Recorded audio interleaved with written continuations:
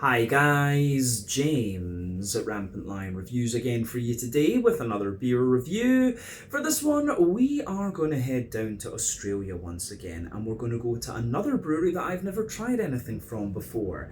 Now, these guys are another relatively new addition to their local beer scene, but they've built up a very good reputation for themselves over the last couple of years, and they're doing really kind of old school old world type beers actually, which is quite interesting, quite a different approach from many of the breweries that you're finding in Australia these days.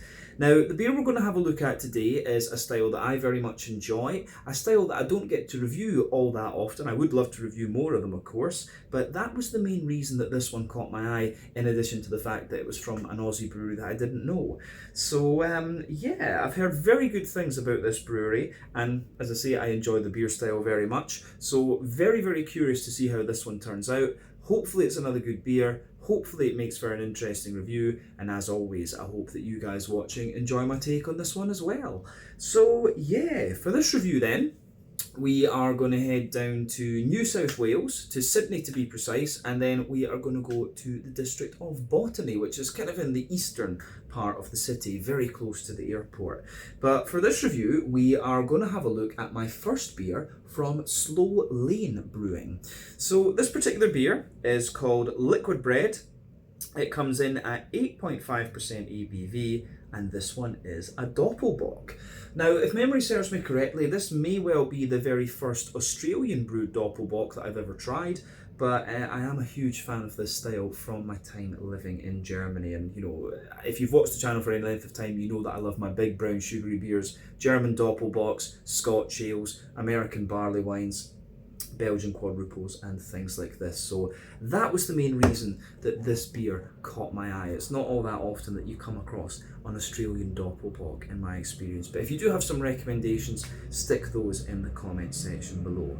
So yeah, let's crack on with this one then and see what it has in store for us. Always cool to introduce new Aussie breweries to you here on the channel. So, as always with my reviews, I'll tell you a little bit about the brewery before we taste the beer. If you want to get straight to the tasting though, just fast forward. All the usual links can be found in the video description below. That's the brewery website, the link to my other reviews that hopefully I can do in the future from Slow Lane Brewing. Very first time I'm trying one of their beers, as I mentioned, but there's all the usual social media down there. If you want to see more reviews, do please consider subscribing to the channel. The support that you give is massively appreciated, and remember, you can go into the channel homepage and search for beer using the geography tagging system. So just go in there, use the little search bar, put in your hometown, state, county, whatever you like. If I've reviewed beers from the area that you search for, they will pop up. Failing that, you can check out the playlist of beers from different countries. You'll find this one in the Australian playlist along with a number of other things, and do make sure you check out the playlist of beers from other countries as well, because there are some very, very interesting things on the channel these days. Since this is an Australian review as well, a big shout out to Sam Smalley of Short and Stout Beer Reviews, kind of just getting his channel off the ground at the moment, but he's been a big fan of BeerTube for quite a little while. So I'll put the link to his channel in the video description below. Do go and show him some love. He'll keep you up to date a little bit more with the Australian beer scene than I can, but I love checking out Aussie beer when I get the chance. Anyway, on to my brewery notes then to tell you a little bit about Slow Lane Brewing. So, Slow Lane Brewing, as I've mentioned to you already, are based in Botany in Sydney in New South Wales down in Australia, very close to the airport, but the company was founded back in 2020 by husband and wife team Alex and Yvonne Jarman. So both had worked previously in financial services, and they worked over in the US actually, both in New York and California, but apparently back in 2013 Yvonne bought Alex a Brooklyn Brew Shop brewing kit for his birthday, and they were living in New York at the time, and this proved to be a little bit of an epiphany or a calling for Alex, and he just became obsessed with the hobby. But apparently in 2015 they moved to California, and Alex made the decision at this point to quit his corporate job, and he started working at some breweries in the San Francisco area. But later on they returned to Australia and their son was born, and at this point they decided to go for it and start their own brewery together. So this brewery is very very interesting for the fact that they focus on old school European styles of beer, many of which need longer fermentation times, and this is why they chose the name Slow Lane Brewing, which is, you know, quite apt when you think about it. But they found a location in an industrial space in Botany, and they acquired a 12 hectolitre Tiantai brew kit. Sounds like it's from China, but they released their first beers in May of 2020. But unfortunately, that was around the time that COVID struck, and, you know, lockdowns and stuff came in, and so they had to sort of put their plans for a tasting room on hold a little bit. But instead, they focused on filling their barrels, building up their barrel program, and brewing different beers to get their name out there with bottle and can releases, and it went pretty well for them from what I understand, or as well as could be expected. But they've built up a very good reputation over the last kind of 3-4 years, and they are very, very well respected actually. But the brewery also has their on-site tap room these days. It did open in January of 2021, and this is open from Friday to Sunday. They've got 14 taps there at any one time, and they also serve Neapolitan pizzas. So I think this is somewhere that I will need to go and film an out and about video when I make it back down to Australia. It's been a good while actually, but I do want to go down to Sydney, Melbourne and Brisbane and things, and Perth as well, and do some out and about videos. That is definitely something that will be on the cards in the fairly near future, hopefully. But yeah, as of April 2024, the time of filming, these guys have produced 95 different kinds of beer according to Untappd, and like I said, they're doing things like saisons, German style lagers, Belgian blondes and stuff like this. So a very, very interesting brewery, and I do like that, that you get some breweries that focus on particular niches of craft beer, which in itself is a very niche thing. But that is everything I can really tell you about Slow Lane Brewing for the moment. If you want to learn more about these guys, you can check out the brewery website. You can follow them on Facebook and Instagram to keep up to date with all the latest goings on. And you can check out the Rate Beer, Untappd and Beer Advocate pages to learn a little bit more about all the different beers that these guys have done. But yeah, let's go on then and have a little look at the beer itself. Now, this beer I bought out of the brew in that's still Central if I remember correctly, but yeah, out of the brew in Central here in Hong Kong. I can't remember how much I paid for it, to be honest with you, but I don't care. I just wanted an Australian Doppelbock.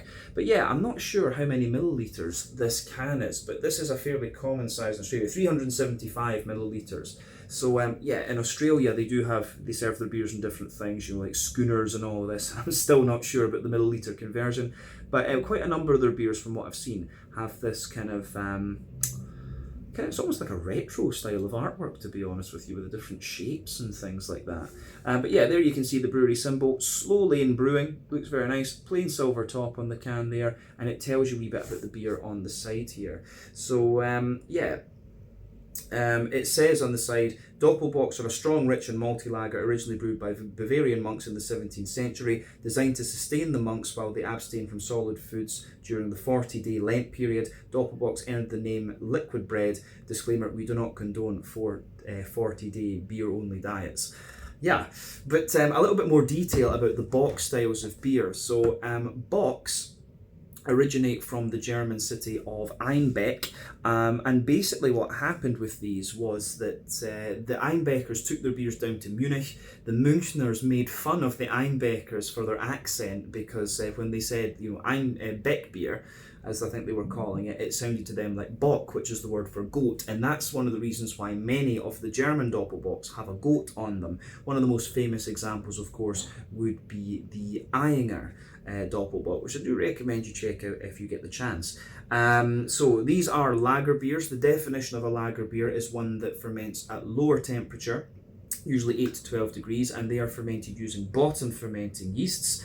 And you know, Germany, Austria, Czech Republic and parts of Poland are very famous. Basically Central Europe is where lagers were produced, and they were produced only during certain months of the year before there was artificial refrigeration. There was quite strict laws on that in Germany, and that's why you get all the Keller beers and stuff like that. They used to dig the rock Kellers and ferment the beers and things. But yeah, the Doppelbock is basically a big strong mahogany coloured malty beer, basically a big strong version of a a Dunkel, I guess we could say, and it's probably my favourite style of German lager, other than Rauch beer, I think. So yeah, I think that's everything we really need to say about the style history and stuff like this. The beer, it does give you some details on the side as well. So the malt base in this one is dark Munich, caramel Munich, and Carafa Special. Carafa, of course, comes from the Weiermann maltery in Bamberg, Franconia, northern Bavaria, Germany. Very, very famous beer region, highest density of breweries per head of population anywhere in the world. The hops in this one are Hallertau Mittelfrüh, again very famous and widely used, and it uses a German lager yeast. So yeah, this should be nice. At 8.5% ABV, this one is actually on the heavy side. If I remember rightly, the Eyinger is only about 7.5, if I'm not mistaken. But yeah, you know, Doppelbocks in Germany tend to be around the 7%. There's some great ones there. The Weltenberger Aslambock is one of the most widely distributed ones across the world after the Eyinger. Yeah, there are quite a few of them. One of my personal favourites was the Weihenstephaner Kerbinian, actually. But yeah, Weltenberg and Weihenstephan, they were monastery breweries once upon a time. Or Weltenberger still are, the two longest running breweries in the world, 1040 and 1050 they were founded. But yeah, this one, the liquid bread, 8.5% ABV. Let's get it out into the glass and see what it's all about. Very curious about this. Sorry, I get very excited when it comes to talking about German lager beer. This looks good. There you are, look at that. The can was getting a little bit hard with this one. But yeah, anyway, as you can see, this beer is poured with just under a 2 finger of a quite frothy and bumpy, I would say medium beige coloured head there. That is of course going to fade away quite quickly, you can see that. If I bring it up to the camera, medium-sized bubbles on the surface of the liquid, and you can see it is a little bit bumpier just above that. But the colour of this beer, this is one of the darker Doppelbocks I've seen in recent times. That's pretty damn impressive. So this one's definitely a kind of dark ebony rosewood sort of colour, and it's probably the Carafa out of these 3 malts that's going to give you that. So remember, the colour of your beer depends on the type of malts that you use. The length of your wort boil is going to play a role as well. The longer you boil the wort, the more the sugar is caramelised, and thus you get a darker colour of beer. But any barrel aging you do or adjuncts that you put into the beer will affect the colour as well. And with Doppelbocks, the more brown beers, it can affect it. With black beers, it's a little bit harder. But yeah, this is definitely one of the darker Doppelbocks I've come across. If I shine the light through it, you do get a little bit of a darker chestnutty or like Coca-Cola, Pepsi kind of colour to it.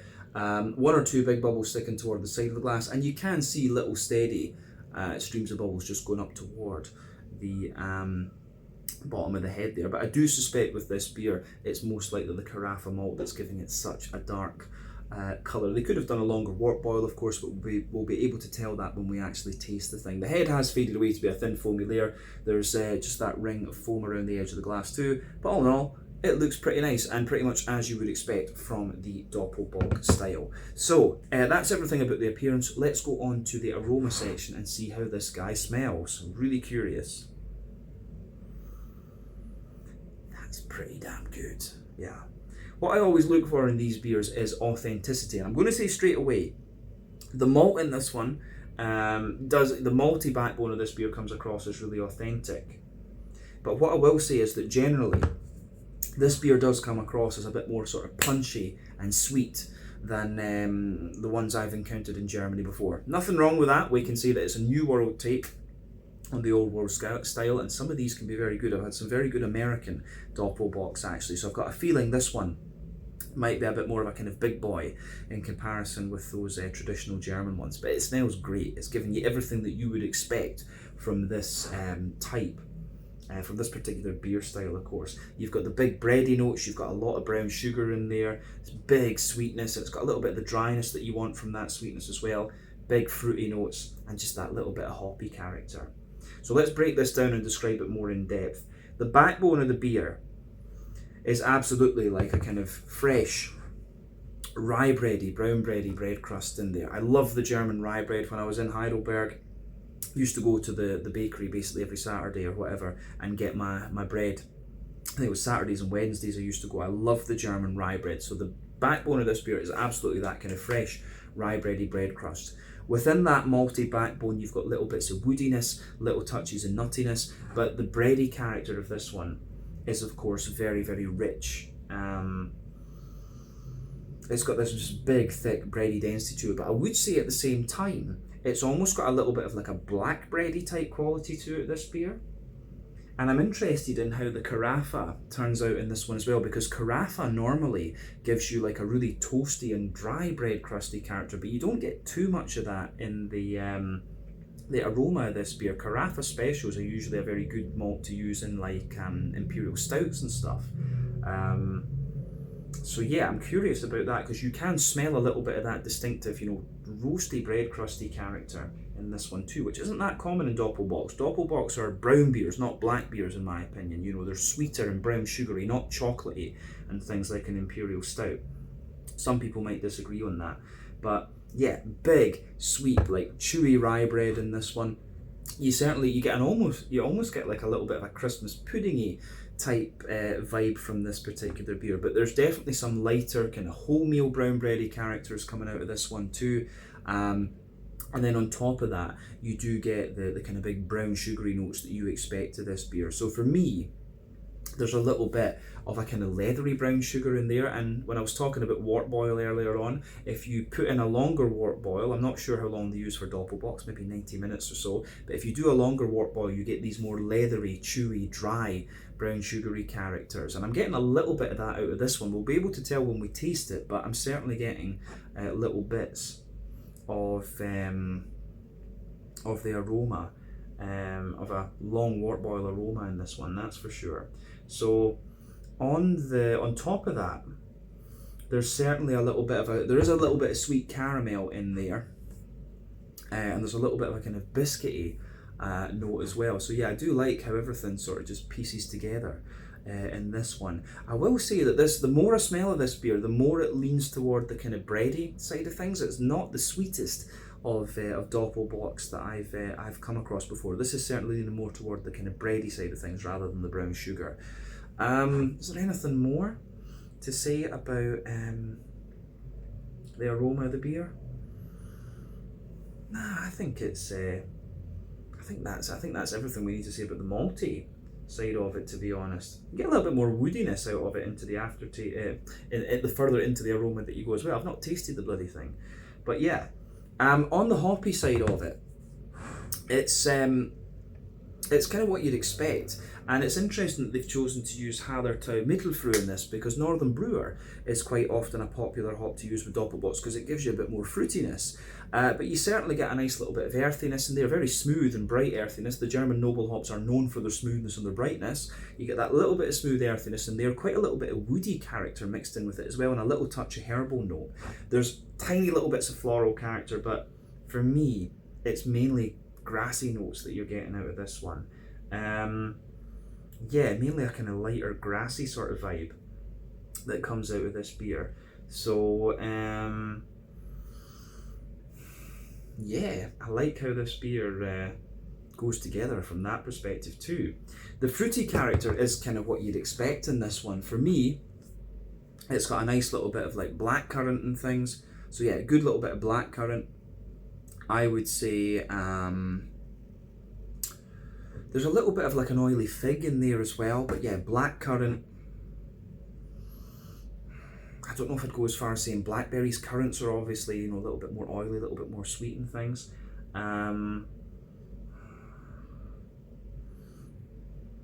Yeah, blackcurrants, maybe a little bit of blackberry. I think we're going to get more sweetness out of this beer in the actual flavour.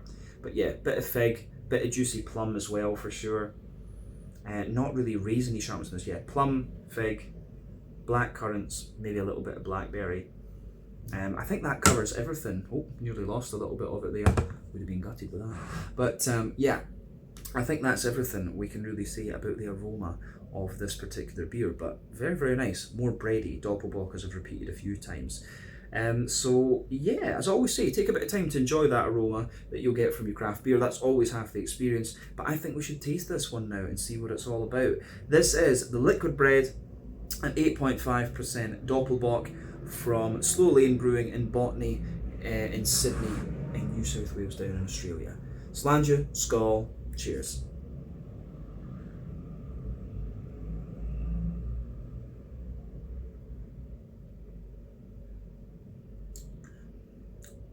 Oh yeah, that's good. That is good. And I'm going to say straight away, this is one of these beers where the flavour deviates a good little bit from the aroma. You're getting a lot of brown sugar in this, definitely.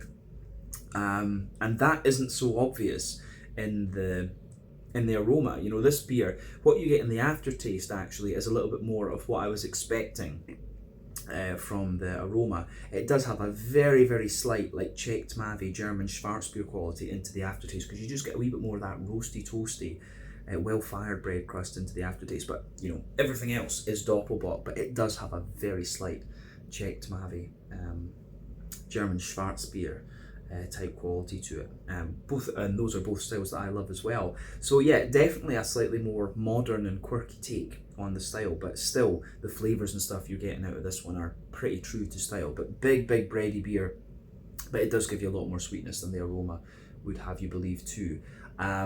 Very good stuff, you know. Big thumbs up to Slow Lane for this. I'd be very curious to try some of their like lighter lagers and things like that as well and see how they go. I think if they can keep up this vibe, they'd probably be very good at the Dunkels, the Chernies, the Schwarzbier and the Tomavis. I'd be very curious to see about those. As I say, need to go to Sydney again.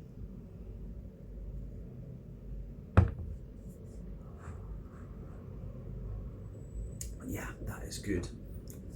Definitely more balance between the bread and the brown sugar when you actually taste the thing as well. But that's a very good Doppelbock for sure. Very smooth as well, actually. This one is almost, it kind of makes me think, you know, if the Czechs did a Doppelbock rather than the Germans, this beer would kind of be like that. It's just got that big, almost Czech lagery smoothness to it. For me, the German lagers are a little bit kind of cleaner and a little bit more crisp in a sense. And this one, as I say, it just has a bit more of that Czech smoothness to it. But anyway, yeah, Doppelbock is of course a German style of beer, not debating that. So let's break this beer down then and describe the flavour for you a bit more in depth, but it gives you everything you want. Middle third of your palate. Roasty toasty, well fired bread crust in the base. That's your carafa that's giving you that. That takes a little bit of time to appear though. That comes out more in the aftertaste. But yeah, the further forward that you go on that middle third of your palate, you do get a little bit more woodiness out of the beer, and that woodiness is quite smooth and almost slightly sweet in a way. So roasty, toasty, well-fired bread crust, a little bit of woody smoothness. Then above that, you have the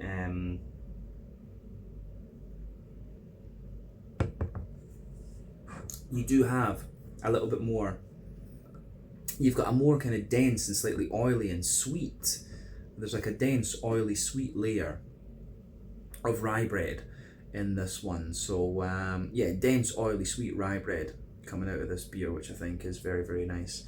Yeah, the rye bready character in this one really is very, very good. In this beer, it shows you more of its dry character into the aftertaste. You get more and more of the roasty, well-fired, like black bread crust pushing its way out of this one as well. So yeah, I like that.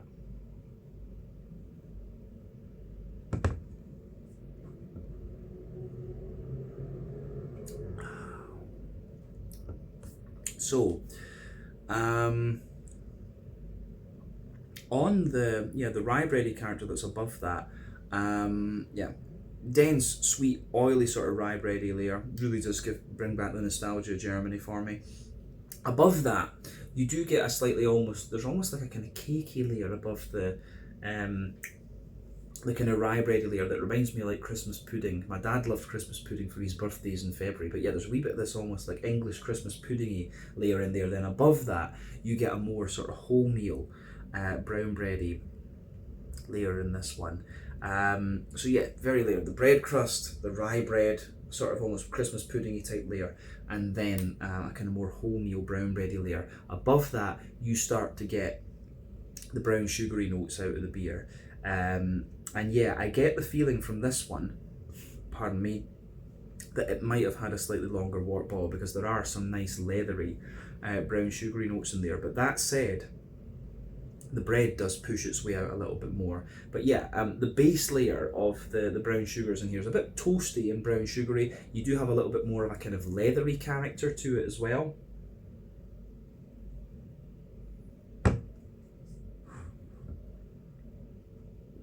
Yeah, a little bit more of a kind of leathery brown sugary note coming out of this one as well. And then in the dead centre of your palate, you can feel there's that nice oily circle there in the middle of your palate. So you've got the toasty brown sugars, the leathery brown sugars, and then in the middle you've got the more kind of treacle molasses type note coming out of this beer. It's almost more like a really concentrated, highly caramelized treacle molasses in the dead centre of your tongue, and it's a bit more sweet and caramelly further out from that. So yeah, that's the concentration of the alcohol in this beer. And as I say, 8.5%, this one is slightly stronger than what you'd find in Germany itself. But I think the only other thing we could add to this, to the middle third of the palate, is you do get that little bit of nuttiness and a wee bit of woodiness coming out in the aftertaste too. But other than that, we've covered it. Let's go to the back third of the palate then. As I've often said, the back third of your palate is going to give you similar flavours to the middle third of your palate, just at different intensities, but sweeter flavours do tend to come out further forward on the palate. Dry and bitter flavours come out further back. So, border region between middle and back third of your palate, you get a little bit of bready build-up in there. You've got the rye bread in the base, the cake in the middle, and the sort of wholemeal bread on top of that. But the base of the back third of your palate is like a slightly drier, roasty, toasty, well-fired bread crust. You get the rye bready layer above that, which is a little bit lighter and more airy, still quite sweet though, and taller. You get the cakey layer, which still feels quite dense, to be honest with you. But then you've got the wholemeal bready layer, which lies above that, and that's a little bit kind of taller, lighter and more airy, and then you can feel some of the more leathery brown sugary characters just creeping their way over the top of that too. So yeah, the way that all of that pieces together is really nice as well. Yeah, above everything else on that back third of the palate, then you start to get some of the yeasty notes out of the beer. So let's just look at those.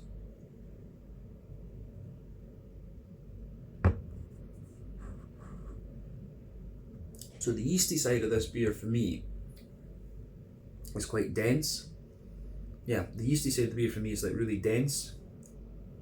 Quite dry rye bread actually. Then around the edge of that you've got a slightly sweeter rye bread, and then the edge of that, the edge of the yeasty character is more that toasty, roasty, well-fired sort of thing. And all of that sits on top of the back third of the palate above the malty notes that we were talking about. So yeah, definitely the back third of your palate, the flavour feels taller. Then as you move further forward into the middle third of your tongue, it just kind of condenses down and squashes together that little bit more. So yeah, I like how that pieces together actually. Really, really nice mix of malty and yeasty character in this one, but definitely a more bready leaning Doppelbock, and that is, you know, the malty and yeasty side of the Doppelbock is the most important part, obviously. So yeah, hoppy side of things then, kind of what you'd expect. Back corners of the palate, you've got a nice little bit of earthiness, and they're quite a bright earthiness, I would add as well. And as you move further forward, you get a little bit more of that kind of woody, herbal sort of thing. And as you push toward the front corners of your palate, it's definitely got more of a, it definitely has a little bit more of a kind of floral aromatic type vibe to it. So yeah, but the floral aromaticity is quite wet in this one, and as you go round the front curve of the tongue, it is definitely a little bit lighter and more grassy, but again, quite a wet grassiness coming out of this one. I'm not sure how fresh this beer is, but you know, it says it's packaged on the 5th of October 2023, so we're drinking this one at about, yeah, we're drinking this one at about 6 months old, but they're saying that it's best before 31st of October 2025 or 26, I'm not sure, but that's about right. You know, you could keep a Doppelbock for quite a wee while and it's still going to be pretty good. But yeah, the longer you keep the beer, the more the hoppy character is going to drop out and you're going to get more of that smoothness there. But it's 6 months old. Yeah, this is a fairly good drinkability. I don't know if I would want to keep it for 2 years right enough, because then you'd start to get some of the, you might start to get some of the fruits oxidizing and things, but at this point it's in a very good stage. Yeah, I think we've covered the green component then. Let's look at the front third of your palate and the fruity side of things.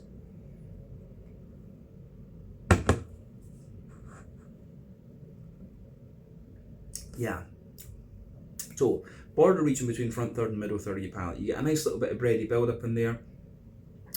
The rye bread in the base, the cake in the middle, the brown bread on top. Base of that front third of your palate, the toasty bread crust again, but you know, the toastiness, I've talked about the roastiness in this beer, it does mellow out and become very smooth. Yeah, rye bread, slight cakey note, wholemeal bread above that, then you get that nice oily bubble where the juicy fruity esters just roll their way out of the beer. too. So yeah, the way all of that pieces together in this one, I think, is pretty damn nice. Yeah, on the fruity side of things then, so if we go to the impact flavours of the beer, you do get a little touch of like quite sweet plum out of this one.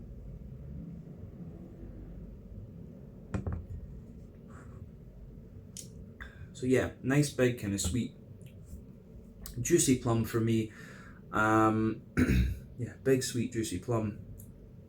Not too much in the way of sharpness. Underneath that, you do get, the fruits are a bit more complex in this one, in the flavour than they are in the aroma. But yeah, underneath that, you get a good little bit of, there's plum. Underneath that, there's a little bit of prune and maybe a kind of datey character as well. As you move further forward toward the middle of that front third of your palate, there's a little bit more of a kind of, there's a little bit more of a figgy character in this one as well, which is quite nice. So juicy figs, and as you go into the front half of that front third of your palate, it's more like black currant, and there's maybe a more slightly juicy blackberry sitting on top of that. So yeah, I like that with this one.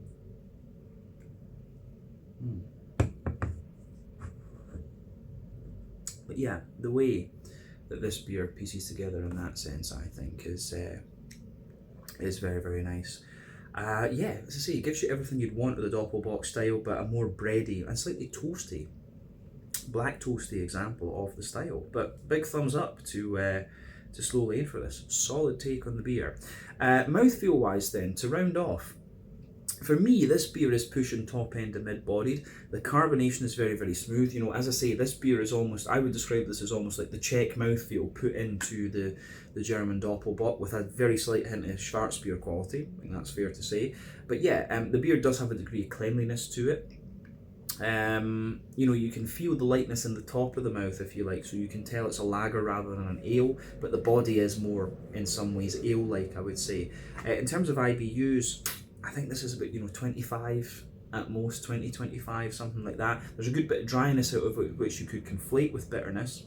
So yeah, probably about 25-ish IBUs, which is kind of standard for, you know, brown and black lagers. The malt base, as we say, toasty, well fired underneath, smooth and slightly sweet in the middle, then the brown sugars sit on top, and it's quite a dry sweetness you get there. Lovely little bit of kind of oily fruit, I would say, but not too oily, quite smooth at the same time. But yeah, all in all, a really, really nice Doppelbock, and quite different to what I've had within this style category for a wee while.